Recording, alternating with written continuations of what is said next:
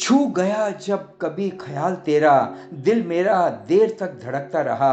कल तेरा जिक्र छिड़ गया था, घर में घर देर तक महकता रहा।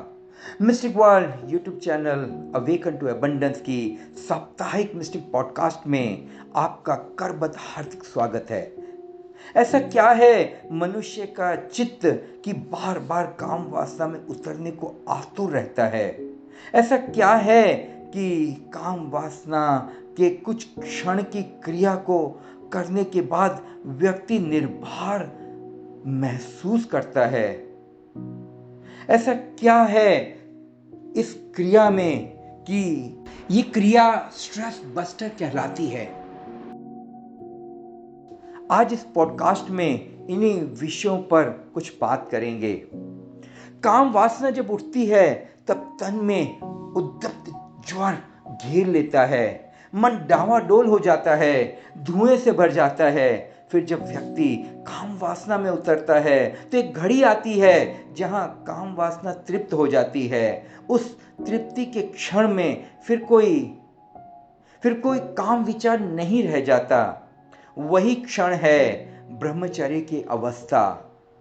दो बातें जो काम वासना की क्रिया में व्यक्ति को अनुभव में आती हैं वो मेरी समझ में है। पहली है विचार शून्यता की अवस्था और दूसरी है अहंकार शून्य होने का अनुभव। इस अनुभव को गहराई से समझने के लिए व्यक्ति को बुद्धि के तल से जरा गहरे उतरना होगा। हर मनुष्य की चाह है आनंद प्राप्ति, और आनंद प्राप्ति तभी संभव है जब व्यक्ति विचार शून्य हो जाए और दूसरा अहंकार मुक्ति की अवस्था में आ जाए, अर्थात शून्य के अनुभव में वो आ जाए। क्योंकि ये दो बातें संभव हैं या तो ध्यान में या फिर काम वासना की क्रिया में। और चूंकि ध्यान में उतरना मुश्किल है, कोई एकाध व्यक्ति ही ध्यान को उपलब्ध होता है, इसलिए मनुष्य बार बार इस आनंद के अनुभव को प्राप्त करने के लिए काम वासना की क्रिया में उतरता है। काम वासना की क्रिया में संलिप्त व्यक्ति कुछ क्षण के लिए ही सही मगर विचार शून्यता को अनुभव करता है और इसी कारण वह निर्भर तनाव रहित स्वयं को महसूस करता है। चाहे क्षण भर को ही क्यों ना हो, उसके भीतर कोई विकार नहीं रह जाता और विकार का ना होना ही ब्रह्मचर्य की अवस्था के समान है। आपने अनुभव किया होगा कि काम वासना की क्रिया के बाद व्यक्ति गहरी नींद में हो जाता है। घड़ी आधा घड़ी को तो अब उसकी संसार से कोई काम वासना नहीं रह जाती। घड़ी आधा घड़ी तो फिर वो काम वासना में नहीं पुनः उतरता। घड़ी आधा घड़ी तो वो काम वासना से छुटकारा पा लेता है, अर्थात काम वासना की क्रिया क्षण भर के लिए उसे आनंद से भर देती है, उसे विचार शून्य कर देती है, उसे अहंकार शून्य कर देती है और इसी क्षण का अनुभव वह बार बार लेना चाहता है।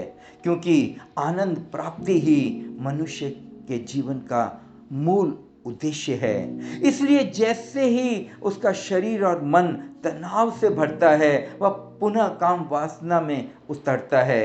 काम वासना के इस क्षण में गुजरने के बाद थोड़ी देर के लिए उसे विदेह की झलक मिलती है, अर्थात उसे शरीर शून्यता, विचार शून्यता, भाव शून्यता के क्षण का अनुभव होता है।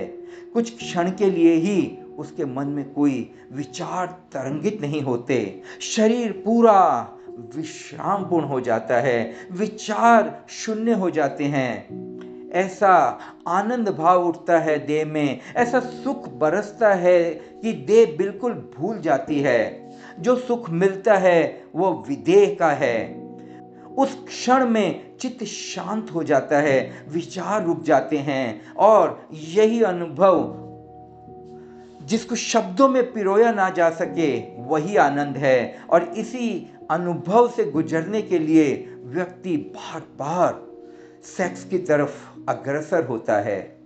दूसरा मुख्य कारण ये भी है कि सेक्स स्ट्रेस बस्टर का काम करता है। जैसे प्रेशर कुकर में जब प्रेशर बढ़ जाता है तो सीटी बजने लगती है, वाल्व खुल जाता है ताकि कुकर के अंदर का प्रेशर संतुलित हो जाए। ठीक उसी तरह जब व्यक्ति के भीतर विचार बड़ी मात्रा में तरंगित होने लगते हैं, शरीर तनावपूर्ण हो जाता है, उस अवस्था से बाहर आने के लिए सेक्स एकमात्र उपाय है। ध्यान भी है बहुत अच्छा विकल्प, मगर उसके लिए मन का प्रशिक्षण होना जरूरी है।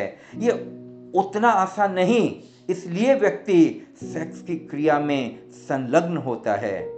ध्यान मेरी दृष्टि में महासंभोग है और ध्यानी वास्तव में महासंभोगी है, क्योंकि वह अविरत संभोग में रत रहता है। काम वासना से तो गुजरने के बाद व्यक्ति की शक्ति क्षीण हो जाती है, जबकि ध्यानस्थ साधक की ऊर्जा न सिर्फ संग्रहित होती है बल्कि ऊर्जा ऊर्ध्वगमन यानी ऊपर की ओर गति करती है, और यही ऊर्जा उसके सहस्रार चक्र के साथ मिल उसे अपूर्व आनंद का प्रति क्षण अनुभव कराती है।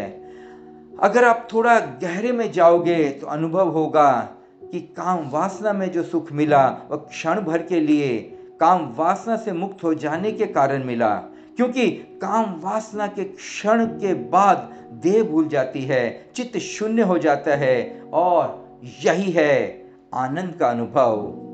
इश्क का जो के नजारा मुफ्त में बदनाम है, हुस्न खुद बेताब है जलवे दिखाने के लिए।